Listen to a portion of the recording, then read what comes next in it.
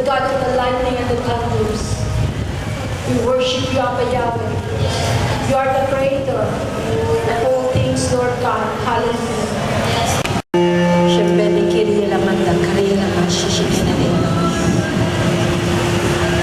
We worship you, Abba Yahweh.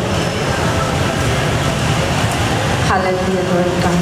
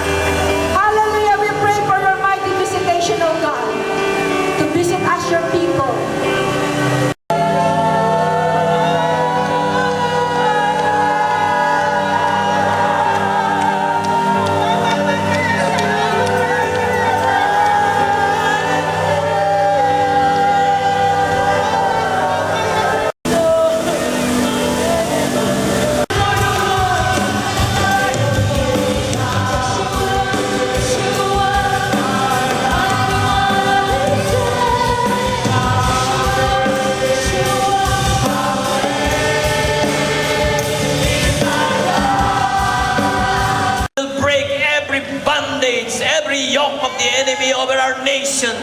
Lord, we will be set free from any bondage of the enemy. And this nation will be great again, Lord. Hallelujah. Because of the name of Yeshua HaMashiach. Lupa ng araw na luwal, hatid pagsinta, buhay ay langit sa piling mo. Aming ligaya na pag may mang-aapi, ang mamatay ng dahil sa'yo.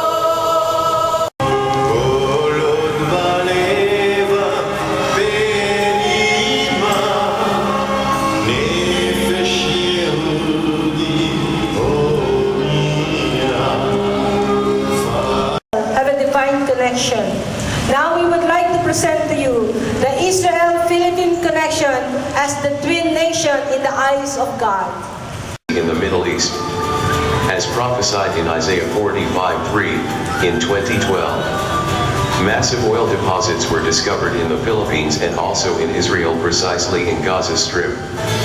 Now as we celebrate its 70th Jubilee and independence, let us pray that this twin nation will fulfill their divine destiny to prove God's awesome power to the world, and serve as God's instrument, to share the gospel of His kingdom spiritually, as one new man in Christ Jesus. God declares, if Israel and Philippines would repent and unitedly exalt God, God will use this twin nation to prove His awesome power to the whole world. Vision Keeper, Reverend Maria Teresa Magtoto. And tonight, we will also take into commemoration this June 15 is the time where Mount Pinatubo erupted. From the greatest tragedy, we have seen the greatest miracle of God. Maybe now, present to you Pampanga's national anthem.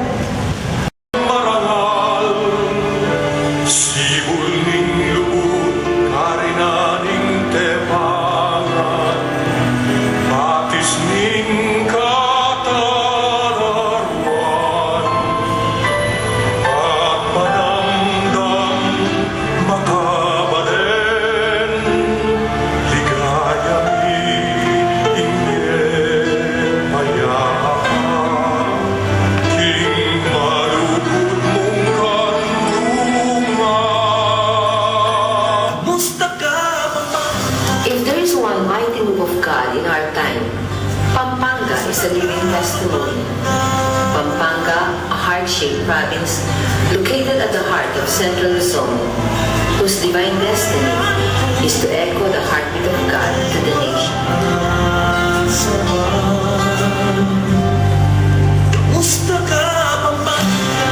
On June 15, 1991, Mount Pinatubo erupted. On that same fatal day, a typhoon named Didi hit our nation. It was a divine providence because if not, Pampanga would be buried in the heart. The pyroclastic deposit it emitted were carried by Typhoon Didi as far as Myanmar. But when Angeles City was dedicated to God, we have behold the mighty move of God in that city. It was indeed a mighty showdown of God's power against idolatry. For the result thereof, that the land dedicated to the Almighty God was spared and protected by Him. And we have behold the second miracle of God in Pampanga, when two gigantic rock replica of the rock the passage of the heart cascading to Angeles City. When Porok was dedicated to the Almighty God, a large passage of the heart appeared, and this became the central quarry that has become a mining practice. God gave a special favor when God Saved the Philippines was held. That day, a super typhoon was heading towards the Philippine area of responsibility. But God caused the super typhoon to divert its course to Hong Kong, causing the cancellation of all navigational flight, known in this international name as Hurricane Floyd. Economic rebounding transpired. Again, Isaiah 61 was fulfilled. Clark Air Base was transferred to the Filipino military.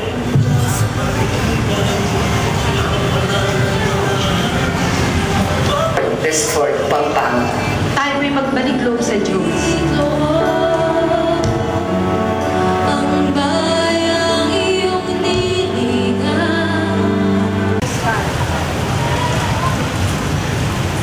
Praise the Lord. So, kung titingnan po natin, ngayong pong araw na ito, ay kino-commemorate po ng buong Pampanga ang pagputok ng Mount Pinatubo.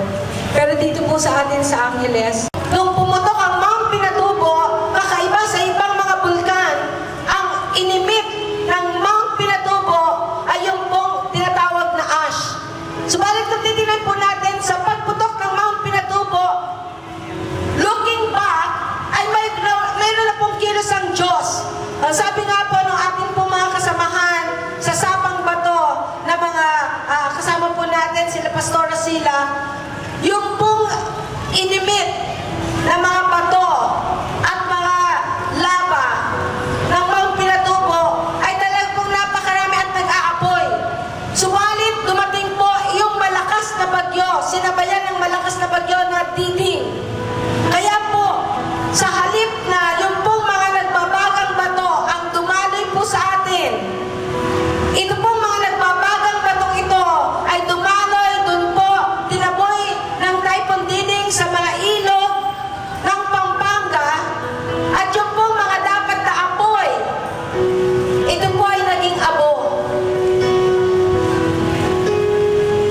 At ang mensahe po ng Panginoon, why us?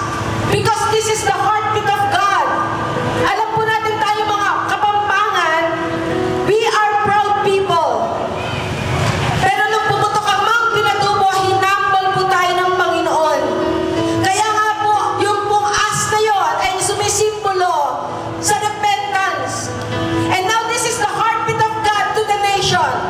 Ang sabi ng Panginoon, ang katapat na anumang delubyo na haharapin ng bansa ay repentance at panalangin, sama-samang panalangin. And so the Lord declared that we have to unite again. Because from 2012, haharap ang bansa sa napakaraming mga malalakas na bagyo. And so we would like to present to you the mighty move of God since 2012, na kung saan ating pong ginanap ang National Prayer of Repentance and calling this nation to return back to God.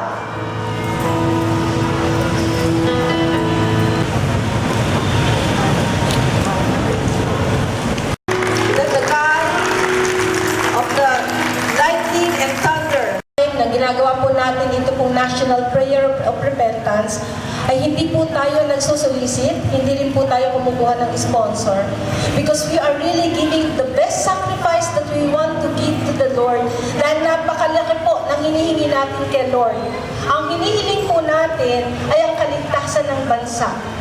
And so for us, sa Deep Intercession Prayer Movement, ay hindi po kami kumukuha ng anuman po ng mga sponsorship. Because we believe that God is the sponsor ng mga event na ito. Amen. Praise God.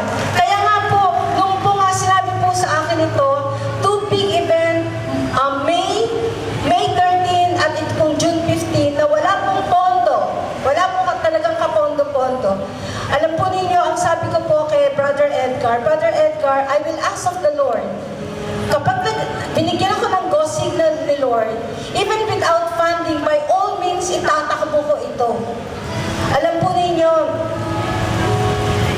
as I was inquiring of the Lord, ang sabi po ng Panginoon, that this 2017 is a very pivotal time. And this is the time na nireveal po ng Panginoon that we are now entering the crossroad of our nation, for this is the jubilee of our nation.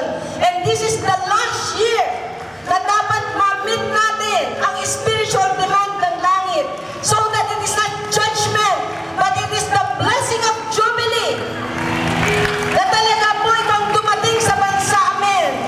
And so this is what we are contending tonight.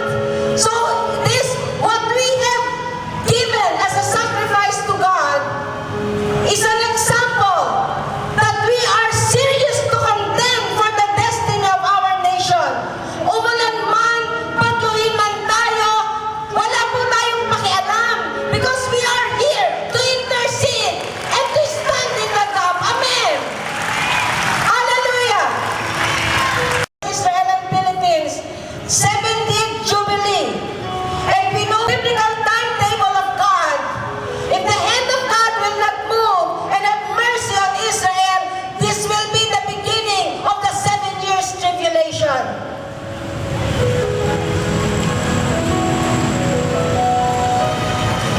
Nakikita po natin kung ano ang nangyayari sa ibang mga bansa.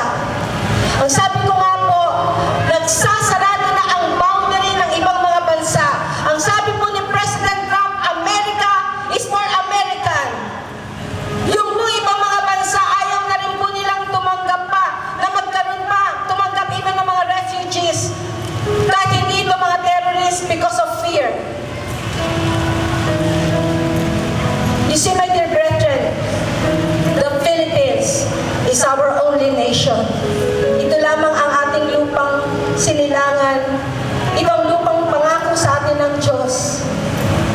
At nung pong panahon namin, pwede namin sabihin, mga anak, mag-aral kayong mabuti, mag-abroad kayo. Pero ngayon po, hindi natin pwedeng sabihin sa mga henerasyon na ito, mag-aral kayong mabuti, magsumikap kayo, tapos mag-abroad kayo. Hindi po. Dahil sinasarado na ang mga bansa. This is the time for us na magkaroon tayo ng pasalin sa bansa. Sapagkat kapag na kung ano ang mangyayari sa bansang ito, ang future ng ating mga anak, ng ating mga apong nakasalalay dito. And so we are here to pray.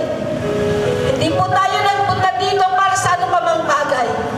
We are here to pray and intercede and seek the mercy of God and to contend for our nation. As a prophetic gesture, para po sa ganon, ay at dito po as we were praying, the Lord declares, intercede and pray, repent in behalf of the sin of the shedding of the innocent blood. And the Lord revealed it was Ferdinand Magellan. He was a Jewish missionary, kaya po Bible ang dala niya. Nang dumating po siya sa Pilipinas, at ang kanyang dugo ay pinakita ng Panginoon na dumali po doon po sa, dito po sa Mactan. And that was the time, as we were interceding, yung pong pinapunta po kami ng Panginoon, before po dito po kami pinapunta sa, doon po sa pinakamataas naman na waterfalls na dumadali po sa Mactan. And Jesus.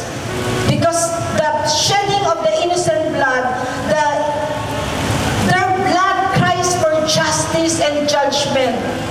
May tinig po ang dugo ng mga tao na dumadanak sa lupain. But the blood of the Lord cries out for mercy and forgiveness.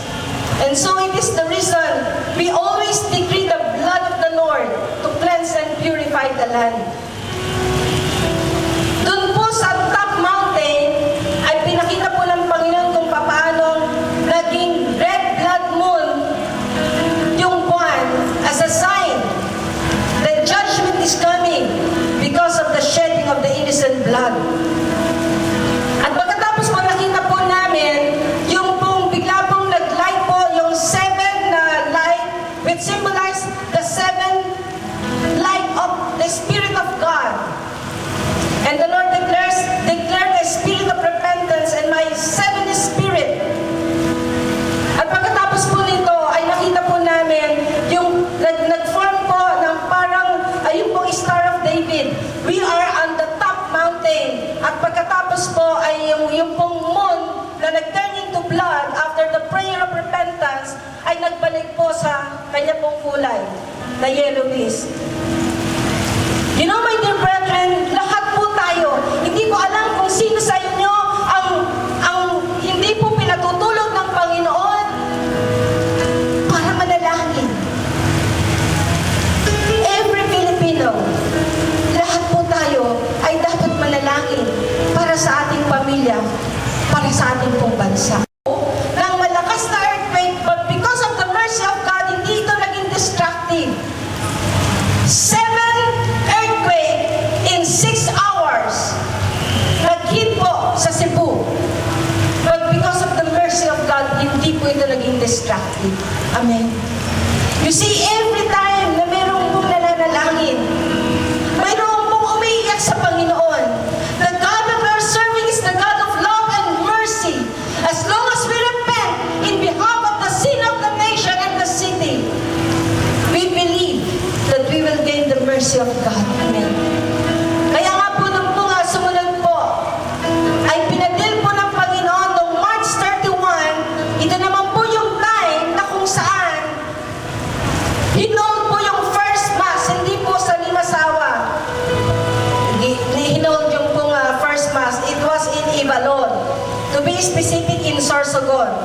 So pinapunta po naman kami ng Panginoon sa Sorsogon.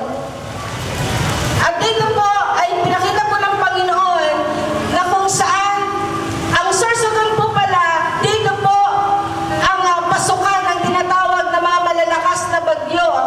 Dahil ang Sorsogon po ay nakaposisyon dito po sa tinatawag na Pacific Ocean at West Philippine Sea.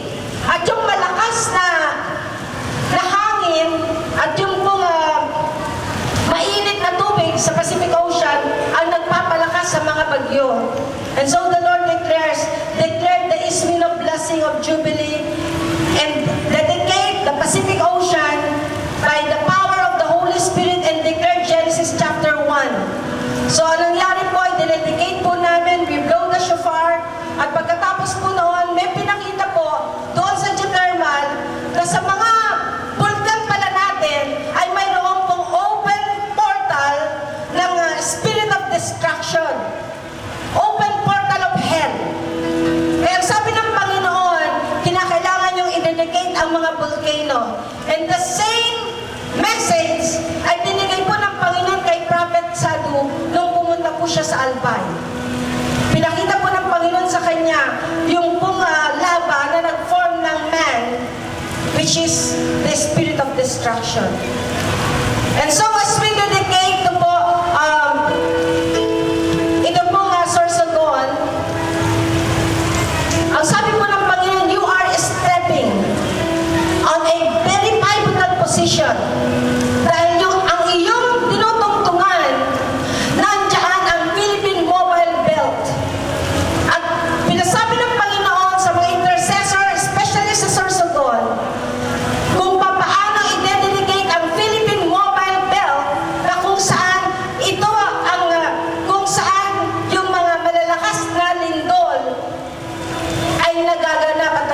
magsisimula. Dahil ito ang connecting fault line ng iba pang fault line sa bansa. And then the Lord declares, dedicate the Philippine plate, the Philippine trends. At alam po ninyo, ito po ang sinabi ng Panginoon. Merong nangyayaring collision sa mga Philippine trenches, sa mga Philippine plate, kaya yung mga deep sea creature naglalabasan na. And just right in time, after dedicating the Philippine plate, the Philippine mobile belt, after 3 days, pag-alis po namin, lumindol sa buong Pilipinas, Luzon, Visayas, and Mindanao. But because of the mercy of God, tumigil ang collision sa ilalim because the hand of God hold the Philippine mobile belt and the angels of the Lord hold the Philippine plate. Amen. You see, there is power in declaration, especially when you decree and declare the biblical prayer. Amen. Hallelujah. Kaya nga po, ngayon pong gabi ito, we will present to you the biblical prayer kung paano po tayo talaga, we will stand as one mighty warrior of the Lord that the church militant should arise. Especially ang mga kababaihan. Ang revelation po ng Panginoon, kayong mga kababaihan, kung paano tayo nagsisilang ng mga anak in the natural, isisilang natin. Ito po mga future warrior. Alam po ninyo, yung pong mga ISIS, bata pa lamang, bine-brainwash na nila yung mga bata. Sinasabi nila, if you will die for your religion, you will go to heaven. At sinasabi ko ano ang heaven. And this word, ang mundong ito ay puno-puno ng kahapisan. Kaya wag ninyong pagnasaan o hangarin ang mundong ito. Ang pagnasahan nyo ang gloria. And for us, anong tinuturo natin sa mga bata? We always teach kami ang mga memory verse sa mga Sunday school. Pero hindi natin tinuturo on how to live and die for Christ. Amen! Hallelujah! And so, God will raise up a new breed of Christian who will stand and live for their faith. Amen! Hallelujah! At kayo mga kababaihan, you will produce warrior. Amen! Hallelujah! And so tonight, we will contend for the destiny of our nation. Amen. Are you willing to pray? Are you willing to cry? Are you willing to repent in behalf of the nation? Amen. Hallelujah. So sa oras na ito, tayo pong lahat, since this is the Jubilee of Jubilee, ang sabi ko nga, we have given our sacrifice. Kung minsan po, hindi natin tayo tuturo sa ating mga anak, paano tayo talaga magbigay. Naunawaan niyo po ako? And so tonight, I would like to kami. So, ang ginawa po kasi namin, dinedicate namin yung mga businesses kay Lord. So, si Lord ang owner. Sa Kanya yun. Siya yung boss. Nung dinedicate po namin yung mga businesses sa Kanya, nakita po namin yung provision niya. Nakita po namin yung protection niya. And, yung pong mga businesses, nagagamit po siya ni Lord para magbigay ng glory. So, lahat po ng mga, yung pong sa burger patties po namin, nagagamit po ni Lord yon sa feeding program. So, yung Manpower Agency, para po siya sa evangelism ng mga kabataan. So, nung pong, eto po, yan po yung sample ng mga feeding programs po natin. So, yung pong logo po namin, yung logo ng Manpower Agency, hindi po namin alam na yun pala yung logo ng Israel. Nakita naman nila po namin na parang similar yung logo ng Israel at natin, at yung logo ng PNH.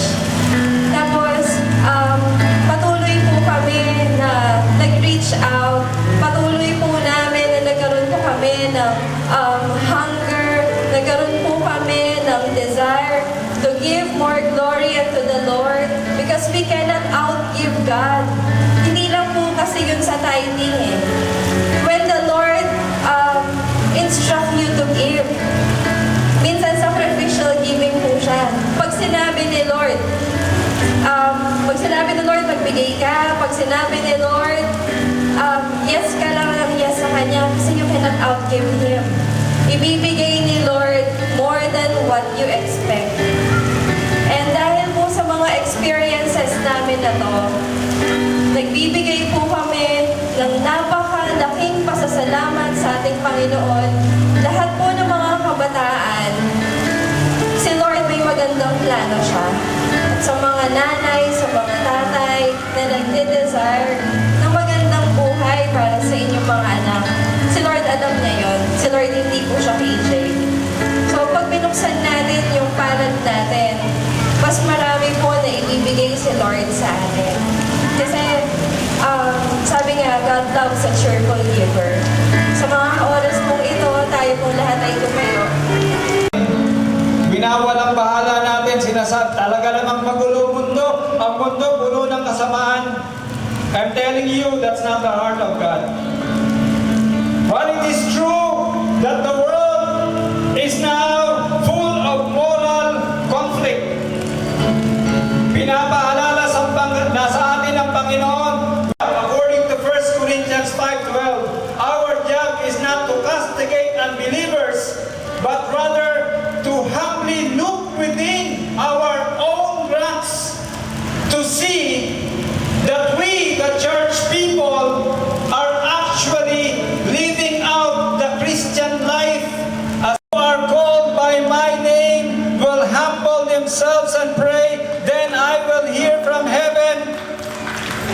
Ang sinasabi po doon, ano man ang mangyari sa ating bansa, whether we will be blessed or cursed, ang may pananagutan, hindi ang mga politiko, hindi ang mga negosyante, ang may pananagutan, my people who are called by my name, tayong mga anak ng Diyos sa simbahan.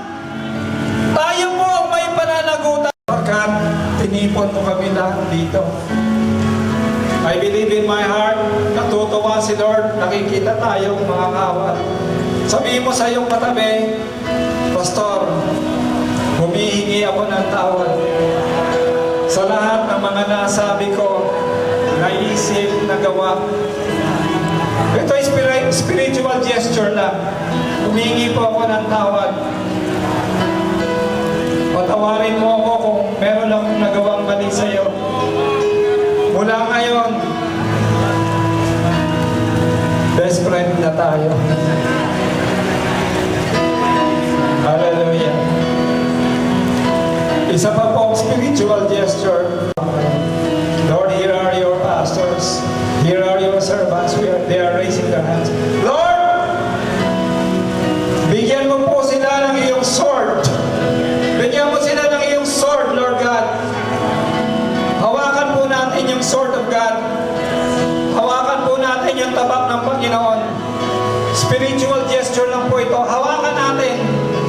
By faith, Lord, iabot niyo po sa kanila ang mga sword of the Spirit. Ibigay niyo po, Panginoon.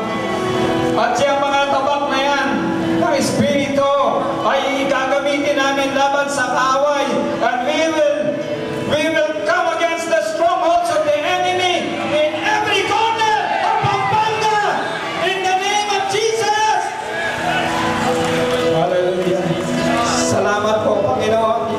We approve all bitterness. We approve all feelings of hatred and forgiveness.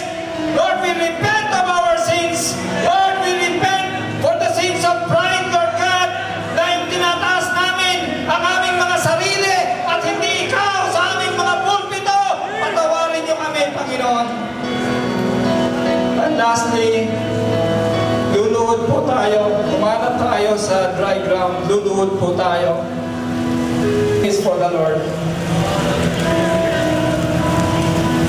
Amang banal, sa pangalan ng iyong anak, ang aming Panginoong Jesucristo, humihingi po kami ng tawad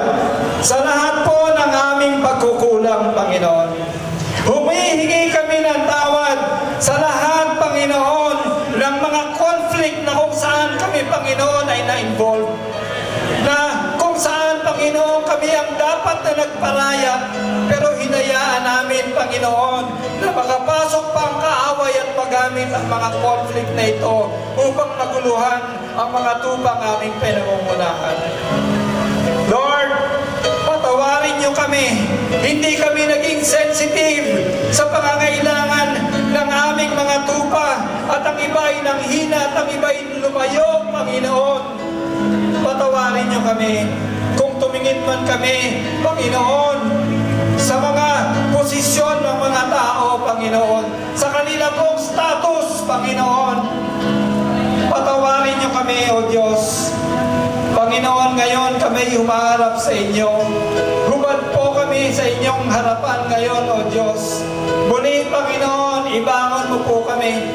Pagbigkisin mo, Panginoon, ng iyong pag-ibig, ng iyong banal na dugo, Panginoon, ang aming pagkakaisa. Itayo mo kami, Panginoon, so that Pampanga will be saved from all the judgment and wrath to come, Lord God.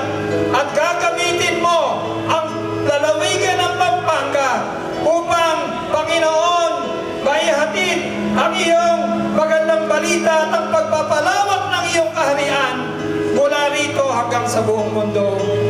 Marami pong salamat, Panginoon. Inaangkin namin ang kapatawaran na ipinagkakaloob mo sa amin.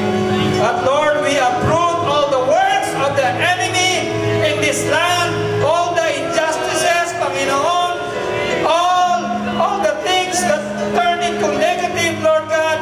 I know the devil meant it for harm, but you will use it as a blessing so that Pampanga will rise up, Lord God, and you will extend, Lord God, the territory of Pampanga, Lord God, with you as our Commander-in-Chief, in the name of Jesus.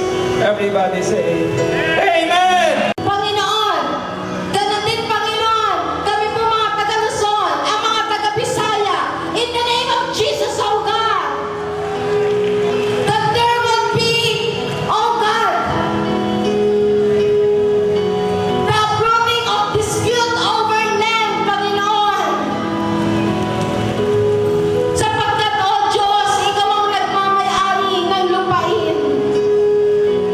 At binigay mo ang bansang Pilipinas para sa aming mga Pilipino. Tulungan mo kami, O Diyos. Katulad ng ginawa mo, Ama,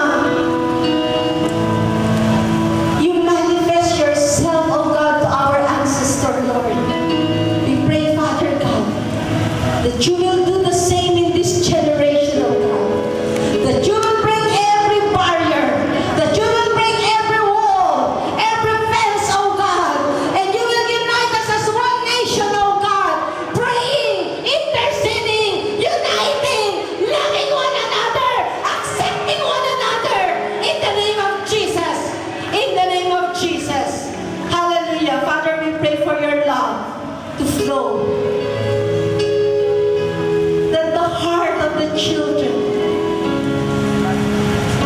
hallelujah, we'll draw to the heart of the Father.